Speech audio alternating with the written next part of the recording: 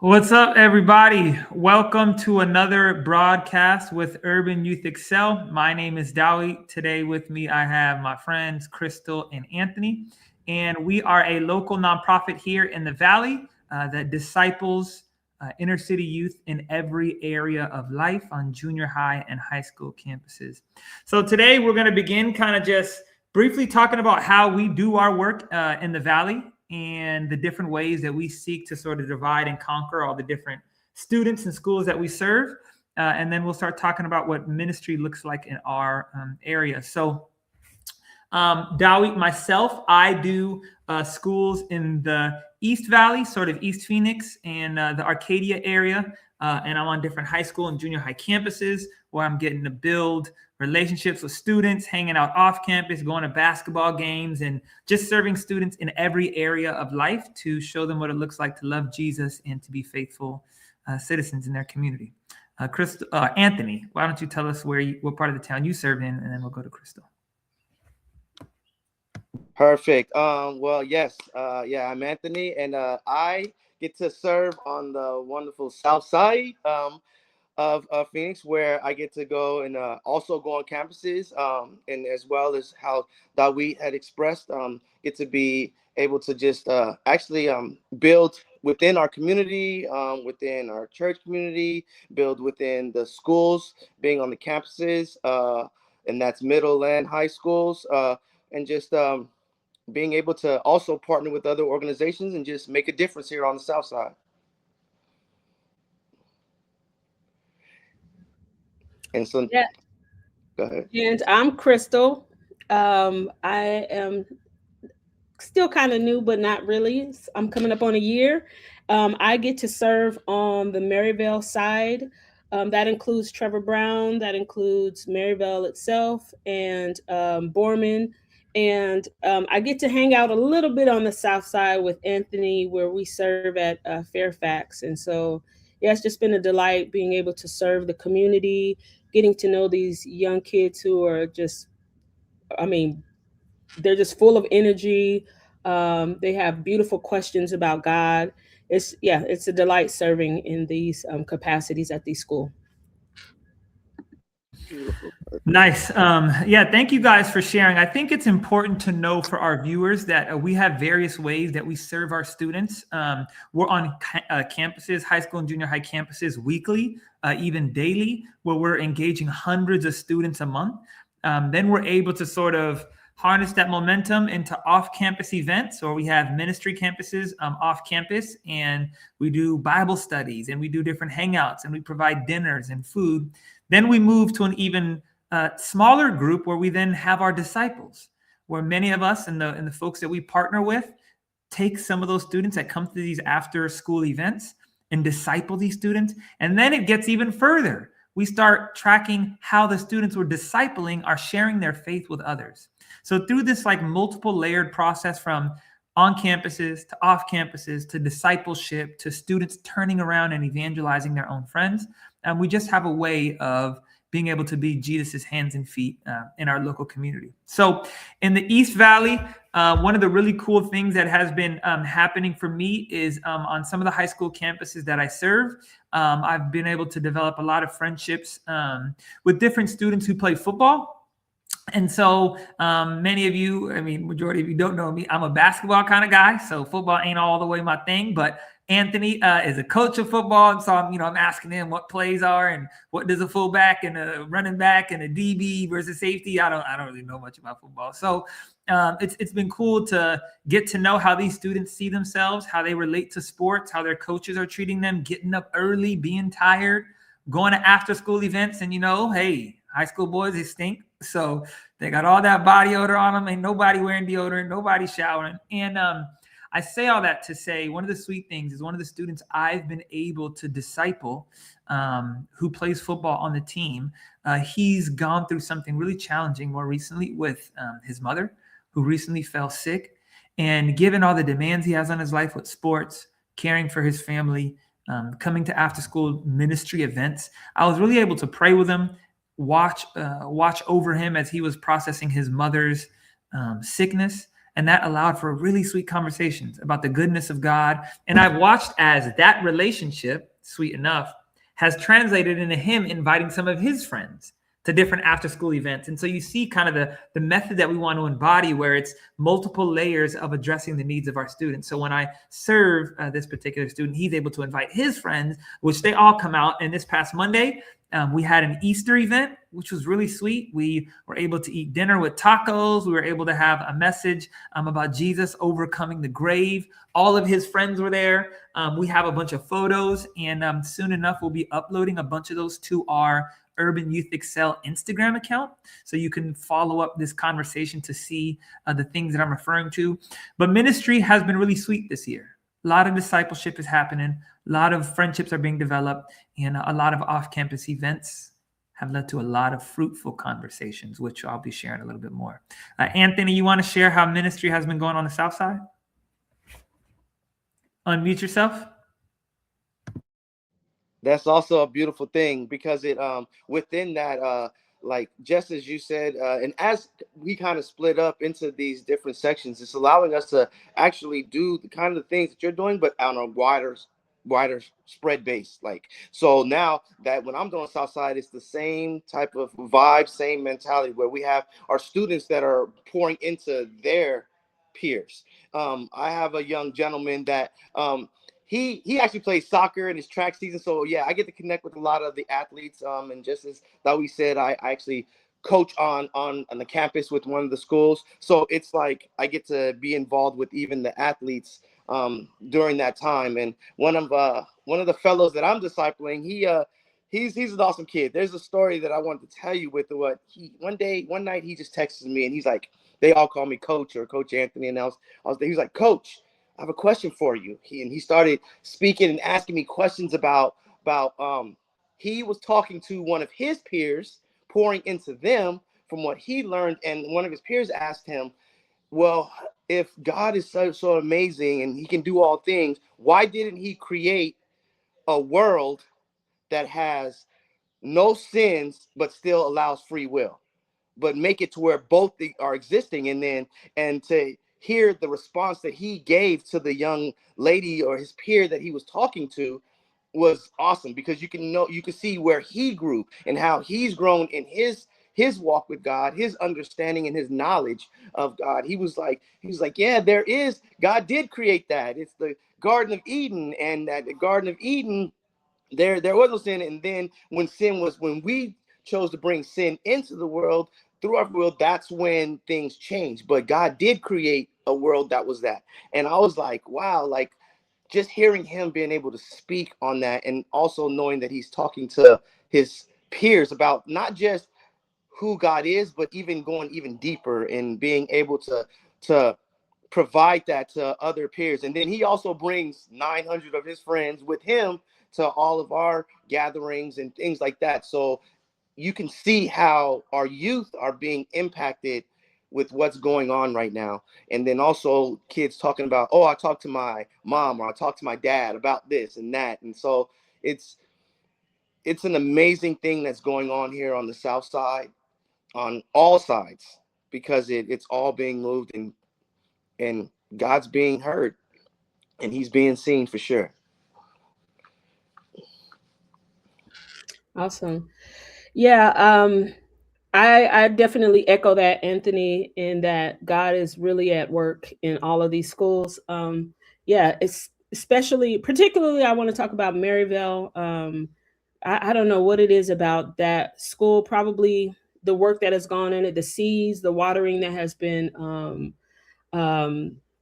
given towards just evangelizing and sharing the gospel with these students. But I walk in these classrooms, and I mean, students are writing scriptures without like the teachers prompting or anything. They're writing scriptures on the wall. They're talking about God. They're engaging in these conversations about Jesus and scripture.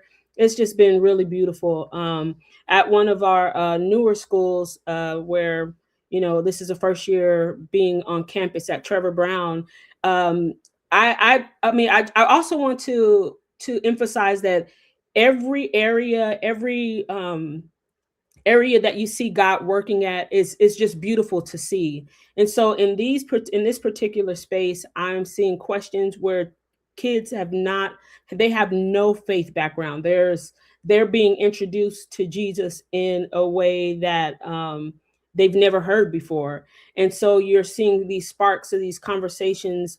Who is Jesus? Wanting to be discipled, wanting to go through Bible studies. So it's just a sweet area to be at, to be able to witness the beginnings of what God is doing, for it to look like a classroom that I get to see every week in Maryvale, where people are outwardly expressing their faith and their love for Jesus. And so we're praying, and we're intentionally praying for this particular school, that they will be lit on fire, just like Maryvale is. And then of course, Borman, you see God at work. It's just a beautiful community to be a part of, to see God doing these things. And we're invited into that. Like, we're invited into the work that Jesus is doing, and it's fruitful, and it's amazing to see. Great. Thank you for sharing, Crystal and Anthony. Just a tiny piece, the work that God is doing. So now I want to just briefly share with our viewers about one feature of the work we do, which is off-campus ministry. So one of the things that occurs on all of our campuses on Mondays, and I believe with Anthony on Tuesdays, there's multiple ways he's doing it, is we are always trying to honor the civic space that we're in when we're on these high school campuses, where we're not necessarily evangelizing. We're just a faithful presence. However, as you begin to develop relationships and as students begin to hear you share about your life story, questions about Jesus inevitably come up. And as those questions come up, we're having those conversations. We're being real. We're being authentic. We're addressing what Jesus has to say to them in this world with compassion and tenderness, and even challenge when it's required. And what we often try to do is we try to take those conversations, we try to take that momentum and transfer it to off-campus spaces where we can then be fully free to have Bible studies and have discussions about scripture and provide dinner for our students. Many of our students who are longing to get a meal together with some friends. And so in each one of our areas, North, East, and South, we're able to have Monday night Bible studies where we get 20 to 30 to 40, depending upon how many students come, all together in a room. And we often alternate what it looks like. So this helps you as viewers to understand. One of the weeks will be a little bit more game heavy, where we're going to have games, we're going to have raffles, we're going to have prizes. And then we conclude with a 10 to 15 minute message about Jesus. And then other weeks, usually it alternates, we have where it's going to be just more food and just straight Bible study. And I think it's important for you guys to hear this because it communicates our desire to affirm the agency of our students. Now they're able to choose. Do I want to go to the event that's more game heavy with a little bit of word on the back end? Or do I want to go to the straight up Bible study? And we're able to ask our students, hey, in both spaces, you're going to hear about Jesus and you're going to have a good time. One's more Bible study oriented, one's more game oriented, but Jesus is there at both. And so I can speak for East Phoenix. As I mentioned a few moments ago, we recently had an Easter hangout where we were in a backyard of one of our leaders. There was a bunch of food that was cooked. There was a message given about Easter. There were conversations, not just about Jesus defeating the grave 2,000 years ago, but what are the graves in our own lives, in our own relationships, in our own friendships, with our family, with own decisions we've made in the past. Where are the areas that death continues to come up? And how does God want to show his love by helping you to overcome some of those things, the way Jesus overcame that? I think with one of the areas that I got a chance to mention was with prom. And so my viewers are well aware that prom is a dance that happens, and there's usually not the most godliest of things that happen after prom. And I got to talk with some of my students before prom went, and I said, hey, remember, you're a man of God. That means you got to show up a certain way when you go to prom. You got a date? Okay. You got to honor her in a certain way. I expect to hear back that you were sober, that you were honorable, that you did what you were supposed to do. And of course, like, yeah, mister, for sure, after a Bible study. So when I see them on Easter, this was the following weekend after prom. We're all hanging out. We're all talking. I said, what up, men of God? And it's like 5 of them. And I'm like, hey, y'all were all solid and honorable. And, some of them kind of wince and others are like, no, he wasn't and he wasn't. And it was really sweet because we were able to sort of see the intersection of real life stuff, prom, and girls and temptations and Jesus, and then talk about what does God have to say. Dawit, what's your own experience? You were never perfect. At one point, you were at prom doing things you shouldn't, of course. And so we had to have a really healthy conversation off campus with Jesus, being totally real about prom and the temptations and God's desire for us. And I was really able to challenge them with purity in their personal lives, about how they treat women, with integrity, with the way that they relate to alcohol and these things. And I share these details with you because I want you to know the kind of real life stuff we're doing.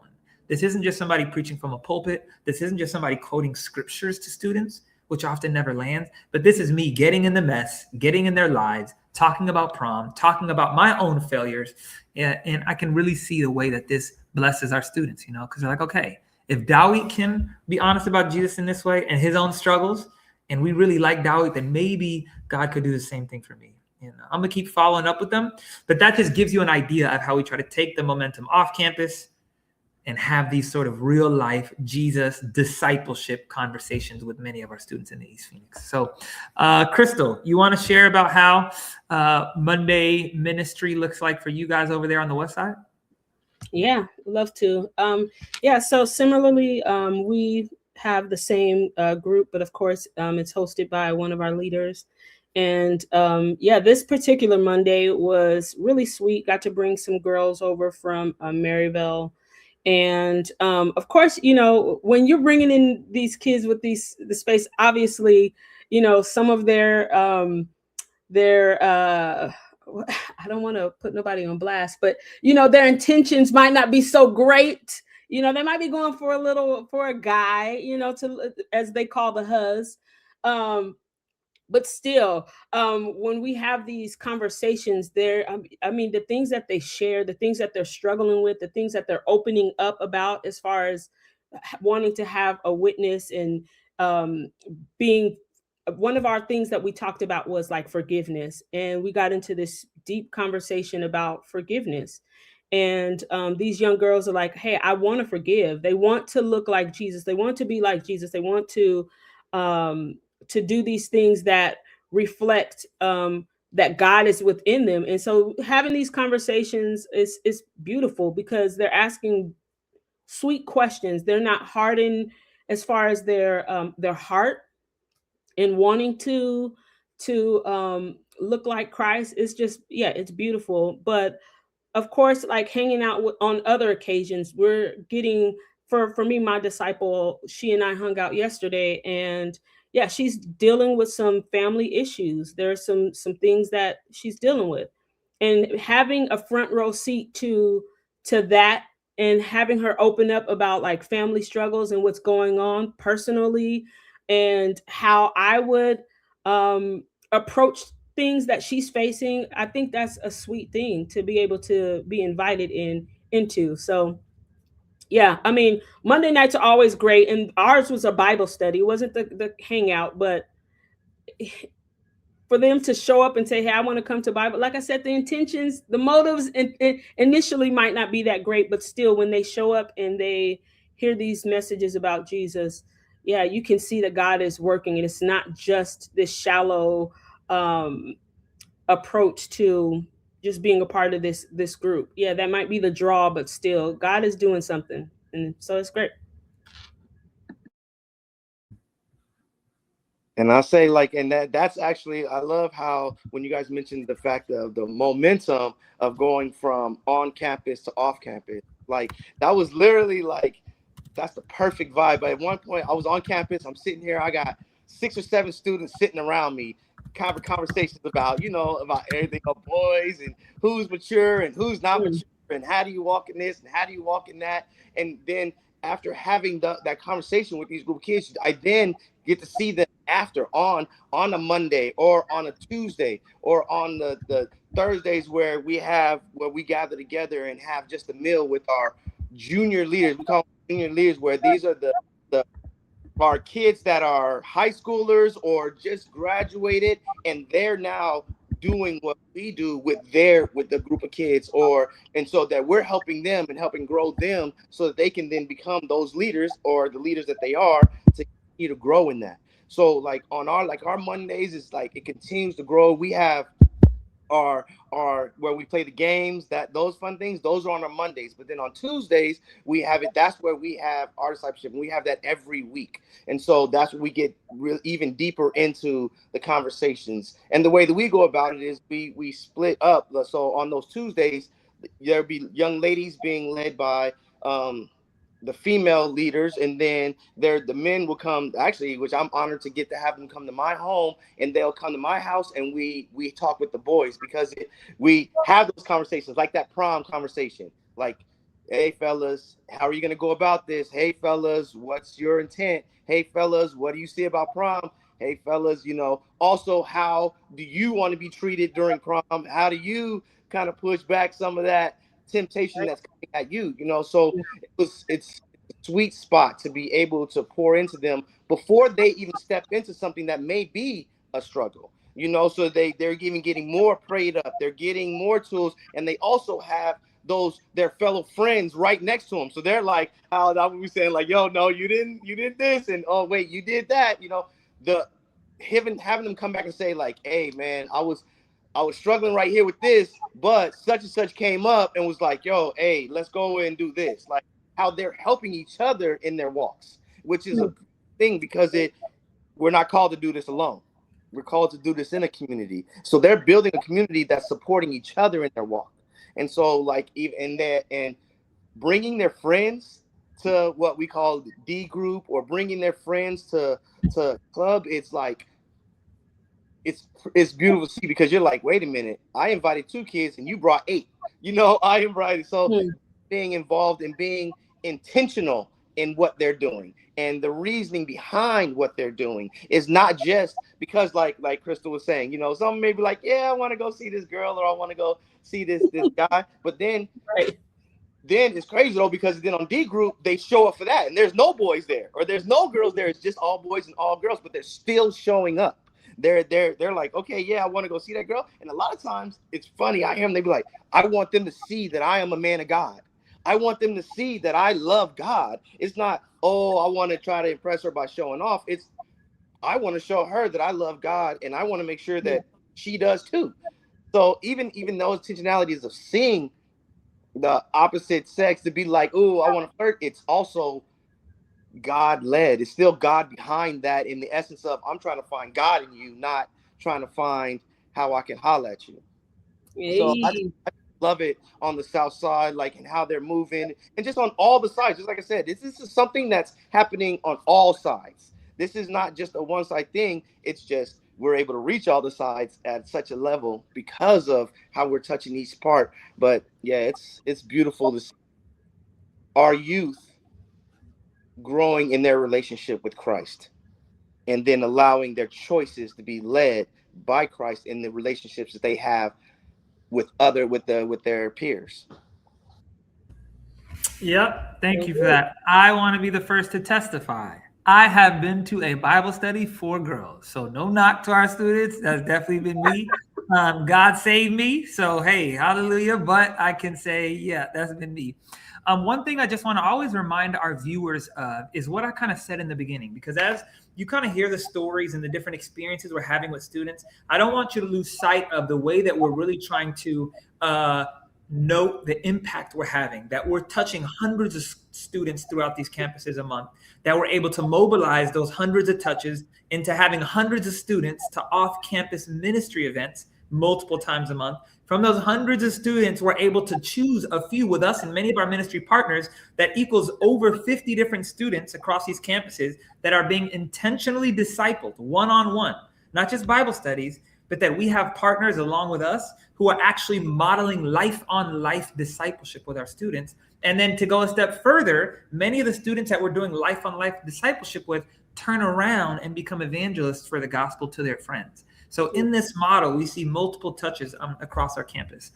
I think one thing we can finish on today to make sure that our viewers get a sense of is the discipleship model that I had previously mentioned. I know one of the burdens that we have as an organization, as UIE, is many well-intentioned nonprofits and different parachurch ministries do a good job of getting students to Jesus, maybe even preaching the gospel to them, getting them to say a prayer and be converted.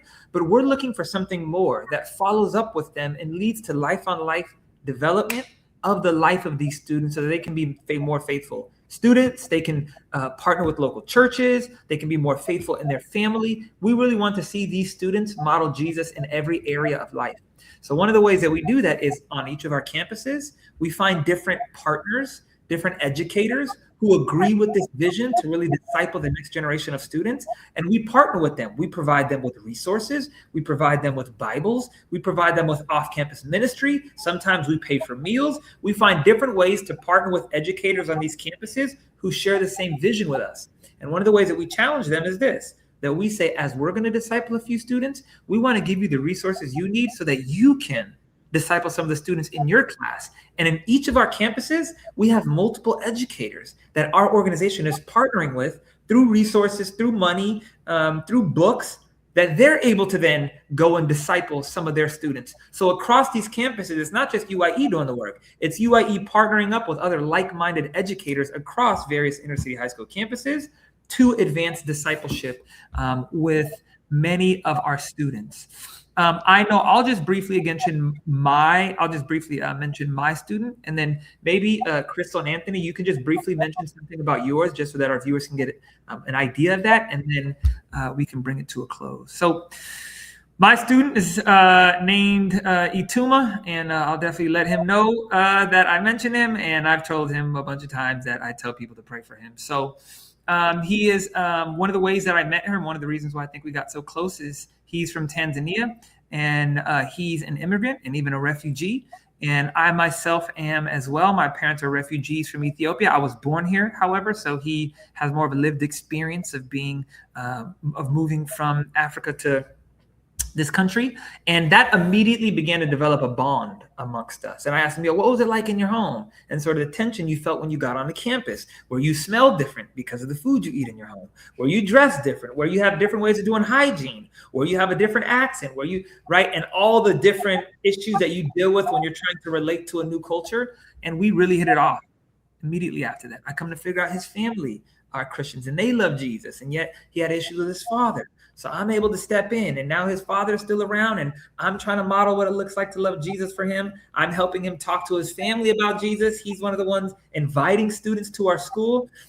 But there's one thing I just really want to highlight is that my relationship with him is not reducible to Bible studies, though it includes that. So I want everybody to be clear. We love getting in the Word. The Word is a light unto our path, you know? But I do life with him. When I talk about the Word, he then sees me live it out when I'm in the gym, when I'm talking with my mom, in my different relationships. So it's not just me communicating the Word to him. It's me modeling what it looks like to live Jesus out in my city, in my community. So then he's able to not just take my words, but my life as an example for him to embody with the people he talks to. So it's been sweet. And I look forward to telling you more about him, and maybe one day bringing him on the podcast to interview him. So Anthony, you want to briefly tell us about your disciple, and then Crystal right after you? Yeah. My disciple, he's and he knows about ours too. So I'm gonna be mentioning his name too. His name is Luis, and he's awesome. He's one of a couple that I'm discipling, and he's the one that was having the conversation with the peer, the young lady, about God creating a world that has no sin, but it still has free will as well. And so he also is the one that he brings friends in. He's one of those junior leader kids. So I get to see him often. I get to spend time with him on several occasions. I get to go to his soccer games. He's because that's what his goals are, to become a professional soccer player, and he's actually pretty good at it. And but with Luis, it's the cool thing about him is that, like, it's funny. He'll be texting me at like 12 o'clock at night. He'll text me at 12 o'clock at night with some random question. And I'm just like, oh, he must be talking to somebody else. And he's just trying to fact check, make sure he's giving the right information. But then also a beautiful thing about it is that, like, I'll go shopping at Costco and he goes with me. We go and hang out at Costco. He goes, we sometimes go out with our family. He'll go with me. He is, just like Dawit said, he is living life with me, with my family. He knows my family. He's been in my home. He's hung out with my son. You know, he is he is not just somebody that I just go and hand the Bible to and say, read this.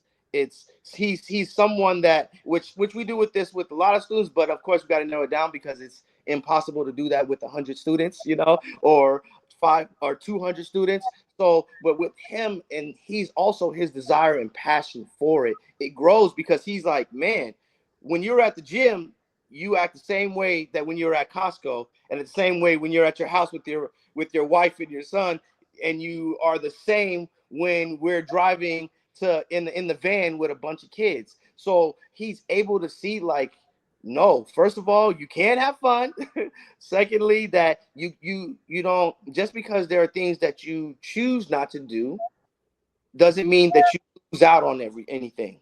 And so it's a beautiful thing because he also, when he talks to other students, I can hear him and he's like, hey, you're not losing out. Hey, you get to do this. And he starts talking about all the fun things that he's doing, and that but that still allows him to stay in line with what God calls him to be as a young man of God. So and also he's with Easter Sunday coming, baptism is a big thing. For a lot of people, they come and get baptized. Well, he's like, I want to get baptized. But he's also like, but I also have a friend that wants to get baptized, because I was talking to them, and I have another friend that wants to get baptized. Can you baptize us? He goes to church with me every Sunday. He calls and asks, hey, can you come pick me up? And then he always has a couple people with him. So he's not only just reflecting what he sees in terms of how I walk my life, but he's also adding to how he walks his own personal relationship with Christ. And so it's just, I love with my disciple, he's legit. Yeah. That's what's up. So unlike Anthony and Dawit, I didn't ask permission if I can say her name, but yeah, either way it goes. This young lady, it started off, our friendship started off just by her coming to some of these events outside of school, like Dawit mentioned before, and her just kind of hanging around. She started calling me auntie or cousin auntie, and we just started hanging out. Some of the questions that she began to have in those spaces was, how do I know that I'm going to, in her context, how do I know I'm going to basically go to heaven? And that sparked just conversations about God, how to know for sure. She's been to church with me. She's met my family as well. But outside of that, us being able to like hang out, go and get a meal. We went to Carl. I don't know why people like Carl's Jr. And hopefully I don't get in trouble for that. We're definitely not promoting Carl's Jr., but still, that's a place that she likes to go to. And then tonight, of course, this will air way past that time, but I get to go to her dance recital. I've met her parents through our conversations, and just talks about Jesus. I found out her mother or grandmother knows my parents. My father is a pastor. I think I've mentioned that before on one of these podcasts. But yeah, so it's interesting her getting back into church. Now, she didn't want to come back to my church, which is fine. We're a newer church, but she's going to church with her friend, which is just a testament of her getting back into her taking like her own faith in her own hands. And so it's just been beautiful to see and to walk alongside her, even through the difficulties that I mentioned before that she's facing right now. But yeah, it's sweet just to have a front row seat, but then also to be a witness and to show like, hey, these certain things that you're facing, that you're going through, like God can get you through that. And so yeah, it's beautiful to walk alongside this young lady that shall not be named. Nice. So to our viewers, there's so many other topics we wanted to address, from issues related to summer, end of year stuff, different camps coming up. We need resources. We need prayer. We need energy. Yes. We need to deepen our partnerships. There's just so much more that could be addressed. But I think that'll be enough for today. So we want to thank you for listening. We want to ask you to pray for the work that we're doing by being God's hands and feet on these high school campuses. And then we ask you also to pray that God would bless the life-on-life discipleship we want to see. That our greatest desire is that these students wouldn't just hear about Jesus, but that they would look at us three. And we could say to them, follow us as we follow Jesus, because we're trying to model this thing out. So thank you to our viewers. Thank you again, Crystal and Anthony, and we will see you guys next time. Thank you. Bye, guys. Ooh.